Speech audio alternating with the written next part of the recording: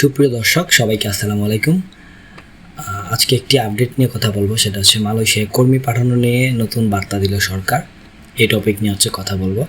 The daily ক্যাম্পাসের একটি প্রতিবেদন আমরা দেখছি। এখানে আমরা দেখতে পাচ্ছি মালয়েশিয়ায় কর্মী পাঠানোর বিষয়ে নতুন বার্তা দিয়েছে বাংলাদেশ সরকার।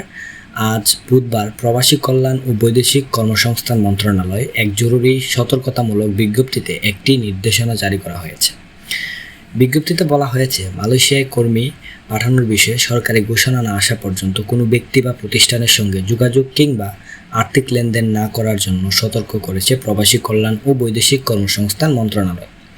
একই সঙ্গে কর্মী পাঠানোর কার্যক্রম আনুষ্ঠানিকভাবে শুরু হওয়ার আগে কোনো ধরনের মেডিকেল পরীক্ষা বা এ সংক্রান্ত অর্থ লেনদেন থেকেও বিরত থাকার নির্দেশনা দেওয়া হয়েছে। মালয়েশিয়ায় কর্মী পাঠানোর বিষয়ে প্রবাসী কল্যাণ ও বৈদেশিক কর্মসংস্থান মন্ত্রণালয় থেকে আনুষ্ঠানিক বিজ্ঞপ্তি প্রকাশের আগে কোনো ব্যক্তি, প্রতিষ্ঠান বা মধ্যস্বত্বভোগীর সঙ্গে যোগাযোগ কিংবা কোনো ধরনের আর্থিক লেনদেন করা থেকে বিরত থাকতে হবে, অন্যথায় প্রতারণার শিকার হওয়ার ঝুঁকি রয়েছে। তো বলতে চাই, আপনারা যারা ডেইলি ক্যাম্পাসের নাম শুনেন নাই, তারা অবশ্যই ডেইলি ক্যাম্পাসকে ফলো করতে পারেন। আর অবশ্যই আপনি যদি অনলাইনে আপনি ডাক্তারের অ্যাডমিট নিতে চান, যেমন অনলাইনের মাধ্যমে আপনি ডাক্তারের যদি সিরিয়াল নিতে চান, তাহলে আপনারা drspot.vd.com নামে একটা ওয়েবসাইট রয়েছে, drspot.vd.com। আপনারা এই ওয়েবসাইটে চলে আসবেন। আমি আপনাদেরকে দেখাচ্ছি। এই ওয়েবসাইটে যদি চলে আসেন, এই drspot.vd, এখানে আসলে আপনি আপনার যে কোনো স্পেশালিস্ট ডক্টরের অনলাইনের মাধ্যমে সিরিয়াল নিতে পারবেন। সো একটু ভিজিট করতে পারেন। আমি মনে করি যে এই ওয়েবসাইটে আপনাদের কোনো না কোনো দিন কাজে লাগবে। সো একটু দেখতে পারেন। আচ্ছা, তো আমরা চলে যাই আমাদের মূল কথায়। এখানে রিক্রুটিং এজেন্সিগুলোর প্রতিটি কঠোর নির্দেশনা দিয়ে মন্ত্রণালয় বলেছে, সরকারি অনুমোদন ও আনুষ্ঠানিক বিজ্ঞপ্তি প্রকাশের আগে কোনো এজেন্সি মালয়েশিয়া গমনিচ্ছু মালয়েশিয়া যারা যেতে চান তাদেরকে ওই কর্মীদের সঙ্গে চুক্তি করতে পারবে না। পাশাপাশি কোনো কর্মীর পাসপোর্ট সংগ্রহ, মেডিকেল পরীক্ষা করানো কিংবা কোনো ধরনের অর্থ গ্রহণ বা লেনদেন থেকে বিরত থাকতে হবে।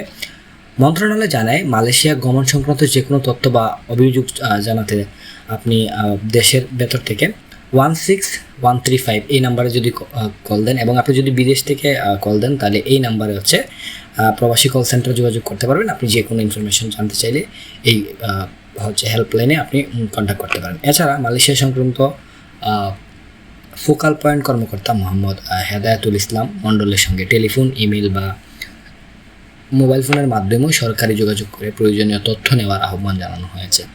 প্রবাসী কল্যাণ ও বৈদেশিক কর্মসংস্থান মন্ত্রণালয় বলেছে, মালয়েশিয়ায় কর্মী পাঠানোর বিষয়ে সরকার আনুষ্ঠানিক সিদ্ধান্ত ও নির্দেশনা জারি করলে তা যথাসময়ে গণমাধ্যম ও সরকারি মাধ্যমে জানিয়ে দেওয়া হবে। আপনারা সেই আপডেটটা পাবেন। সো ততক্ষণ পর্যন্ত আমাদের সাথে থাকবেন আপডেটটা সবার আগে পাওয়ার জন্য। ততদিন পর্যন্ত গুজব বা অনুমোদিত তথ্যের ভিত্তিতে কোনো ধরনের আর্থিক লেনদেন বা প্রক্রিয়ায় অংশ না নেওয়ার জন্য সংশ্লিষ্ট সবার প্রতি আহ্বান জানানো হয়েছে। সো আপনারা না বুঝে আপনি প্রতারকের কাছে লেনদেন করবেন না, তাহলে আপনার টাকাটা দেখা যাবে আপনি একটা হয়রানির শিকার হবেন। আপনার কাজের কাজ কিছুই হবে না। এই জন্য আপনারা অবশ্যই অবৈধ লেনদেন করবেন না। যখনই এই ব্যাপারে কোনো একদম ফাইনাল একটা আপডেট আসবে, তখন আপনারা সেটা অবশ্যই জানতে পারবেন সরকারি বিভিন্ন সাইটে, বা আমাদের সাথে থাকলেও সেটা জানতে পারবেন।